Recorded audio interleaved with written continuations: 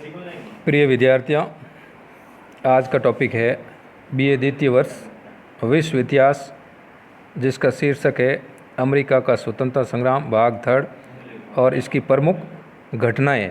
इससे पहले हमने इनके प्रारंभिक संघर्ष के बारे में पढ़ा था, इनकी स्वतंत्रता के बारे में पढ़ा था। वो स्वतंत्रता कैसे मिली इनको, आज हम इसका अध्ययन करेंगे।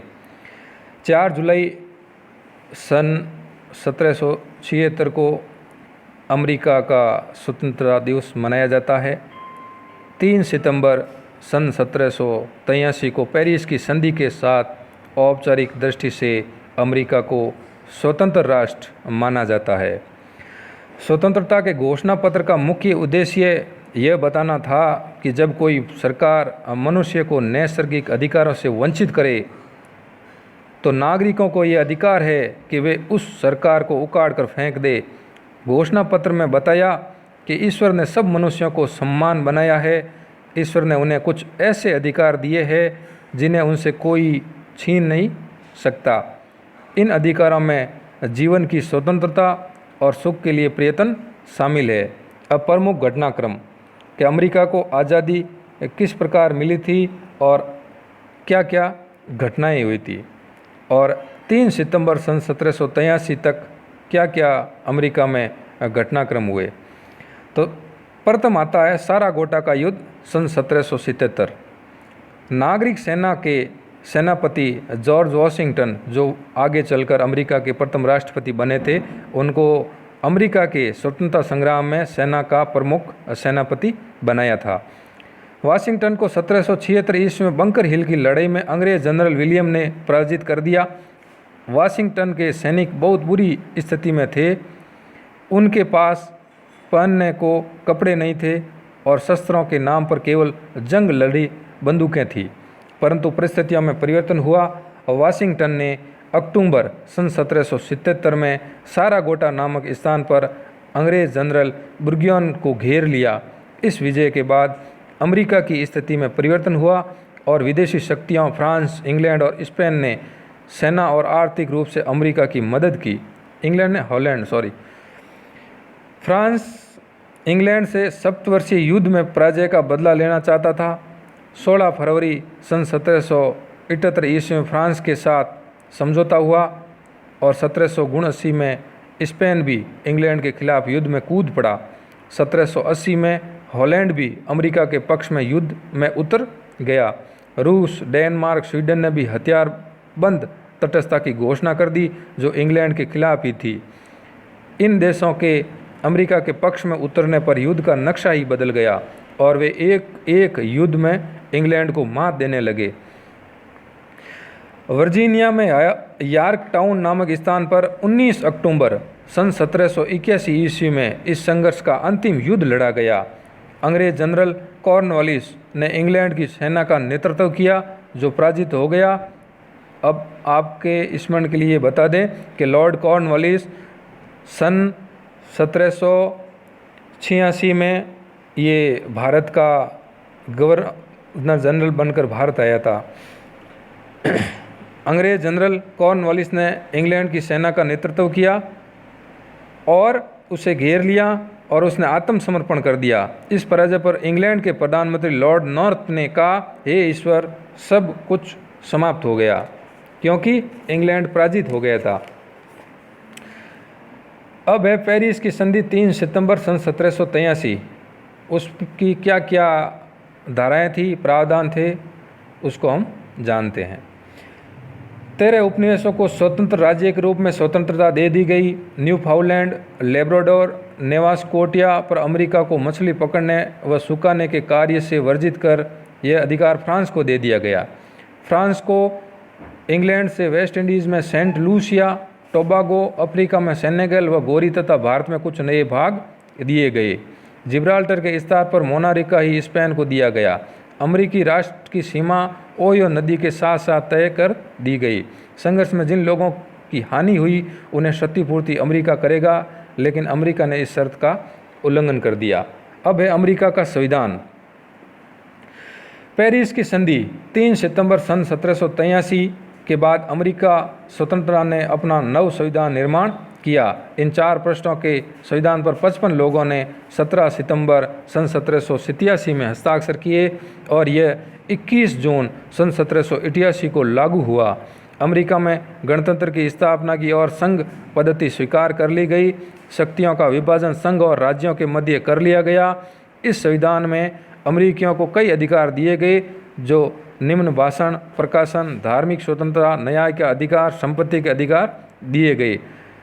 मार्च सन 1789 में नई सरकार का गठन किया गया जिसके प्रथम राष्ट्रपति जॉर्ज वॉशिंगटन बनाए गए।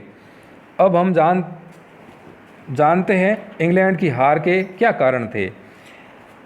इसके अनेक कारण थे, जैसे अमेरिका की इंग्लैंड से दूरी बहुत थी, यातायात के साधनों, संचार के साधनों के अभाव के कारण सैनिक शक्ति को समय पर नहीं पहुंचाया जा सका। इंग्लैंड ने युद्ध नीति बनाने वाले लोगों ने उपनिवेशों की शक्ति का ठीक ठाक आकलन नहीं किया। जॉर्ज तृतीय की अलोकप्रियता, ग्रीनविले टाउनशेंड की गलत नीतियां हार की जिम्मेदार थी, क्योंकि उस समय इंग्लैंड का जो राजा था वो जॉर्ज तृतीय था। अंग्रेज़ों ने युद्ध के लिए भाड़े के सैनिक इस्तेमाल किए। इंग्लैंड के विरुद्ध अमेरिकियों के पक्ष में फ्रांस, स्पेन, हॉलैंड उतरने से युद्ध की दिशा बदल गई। इंग्लैंड के मुख्य नेताओं William Pitt, Edmund Burke, Charles Fox आदि की भावनाएं अमेरिकियों के साथ थी। अमेरिका को जॉर्ज वॉशिंगटन जैसे राष्ट्रवादी कुशल सेनापति, कुशल नेतृत्व प्रदान किया जिसने इंग्लैंड को हराने में महत्वपूर्ण भूमिका अदा की। उन्होंने विपरीत स्थिति में भी अपना धैर्य नहीं खोया। कम संसाधनों के बावजूद सैनिकों के साथ रहकर मनोबल बढ़ाए रखा, जिससे स्वतः अमेरिका की जीत हुई। अब पढ़ते हैं अमेरिकी स्वतंत्रता संग्राम के परिणाम क्या रहे। अमेरिका एक स्वतंत्र राष्ट्र के रूप में अस्तित्व में आया। 13 उपनिवेशों ने मिलकर एक नया संघ बनाया जिसे अमेरिका कहा गया है। यूरोपीय देशों के प्रभाव का अंत दूसरा ये परिणाम था। अमेरिकी स्वतंत्रता संग्राम के परिणाम स्वरूप अमेरिका से यूरोपीय देशों का प्रभाव समाप्त हो गया, जो सन 1492 में खोज से प्रारंभ हुआ था। 1763 ईस्वी में इंग्लैंड व फ्रांस के मध्य लड़ा गया सप्तवर्षीय युद्ध और उसे कनाडा से निकाल दिया गया, जिससे अमेरिकियों को हमेशा उत्तर से हस्तक्षेप करने का अंदेशा बना रहता था। इसके बाद फ्रांस से मुक्ति मिल गई। 1780 ईस्वी में स्पेन से मुक्ति मिल गई और स्वतंत्रता संग्राम द्वारा इंग्लैंड पर विजय प्राप्त कर 1783 में इंग्लैंड से भी अमेरिका को मुक्ति मिल गई। अब वे एक संगठित देश के रूप में उभर कर सामने आए। तीसरा परिणाम औद्योगिक और आर्थिक विकास। स्वतंत्रता के तुरंत बाद अमेरिका ने औद्योगिक क्रांति को प्रोत्साहन दिया। यूरोपीय देशों के साथ व्यापारिक संधियों की गई। बहुत जल्दी ही अमेरिका भी औद्योगिक श्रृंखला में आकर खड़ा हो गया और आज विश्व में आर्थिक क्षेत्र में प्रथम स्थान बनाए हुए है। उसने व्यापार संतुलन अनुकूल बनाए रखा। इस प्रकार अमेरिका भी एक आर्थिक शक्ति के रूप में उभर कर सामने आ गया। धर्मनिरपेक्ष राष्ट्र की स्थापना, ये चौथा परिणाम। अमेरिका आधुनिक दृष्टि से विश्व का प्रथम धर्मनिरपेक्ष प्रजातंत्र राष्ट्र बना, जिसने किसी भी एक धर्म को राजधर्म घोषित नहीं किया। उसने टॉमस पेन को अहम भूमिका थी।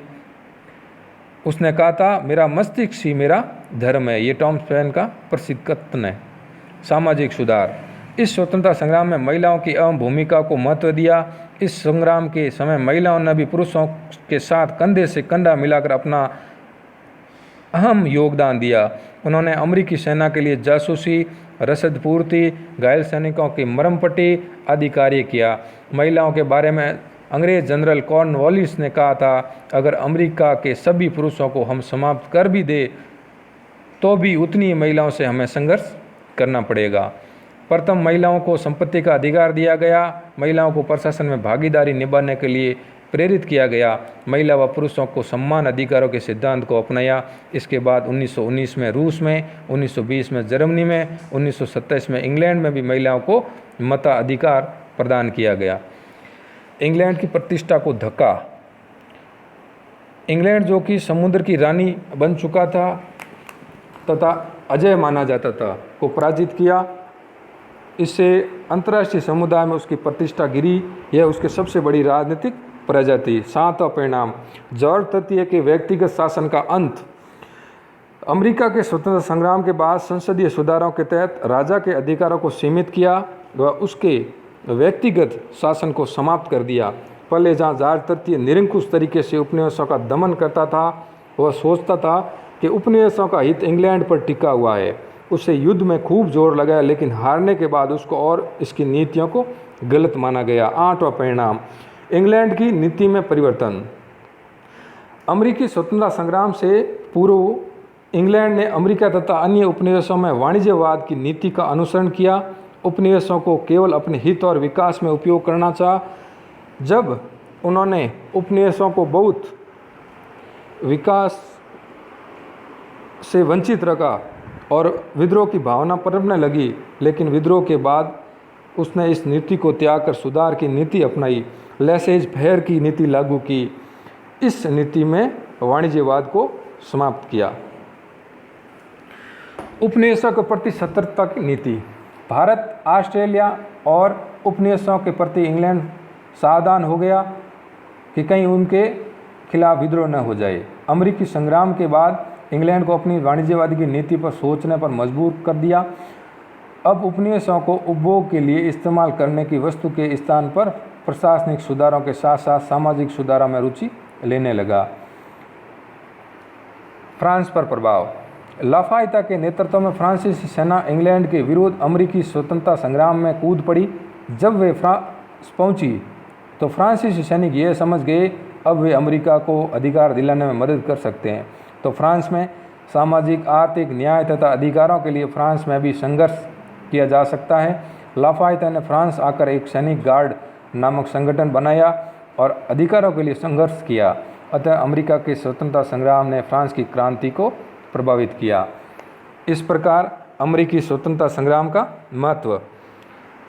अमेरिका की क्रांति ने विश्व को गणतंत्रवाद, जनतंत्रवाद, संघवाद और संविधानवाद से रूबरू कराया।